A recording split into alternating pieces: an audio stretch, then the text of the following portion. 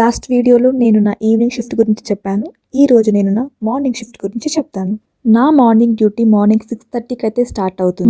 Morning నిద్ర లేయాలంటే ఎంత కష్టంగా ఉంటుందో తెలుసా? సరేలే, అవ్వ కావాలి బువ్వ కావాలి అంటే కుదరదు కదా. సో మార్నింగ్ 10:30కి అంతా నా వర్క్ కంప్లీట్ చేసుకుని డాక్యుమెంటేషన్ అది చేసేస్తాను. 10:30 to 11 వరకు హాఫ్ అన్ అవర్ బ్రేక్ తీసేసుకుంటాను.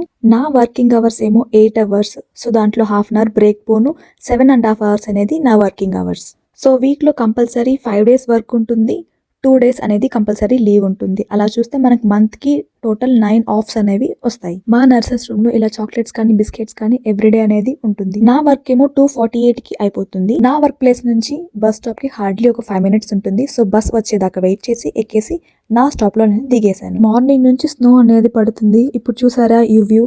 ఒక పక్క సన్ ఉంది, ఇంకో పక్క స్నో పడుతుంది. ఇది చాలా బాగుంది నిజంగా. మా ఇంటి ముందు చూడండి, ఫుల్ స్నోతో కవర్ అయిపోయింది. సో దీంట్లోనే నడుచుకుంటూ వెళ్ళి నేను డోర్ ఓపెన్ చేసుకోవాలి. ఇంట్లోకి రాగానే ఈ వ్యూ చాలా బాగా అనిపించింది. మా బాల్కనీలో నుంచి ఆ స్నో ఎంత బ్యూటిఫుల్ గా ఉందంటే అసలు చెప్పలేని. మీలో ఇంకా కూడా ఏమైనా డౌట్స్ ఉంటే please DM me. Follow me for more details. Stay tuned.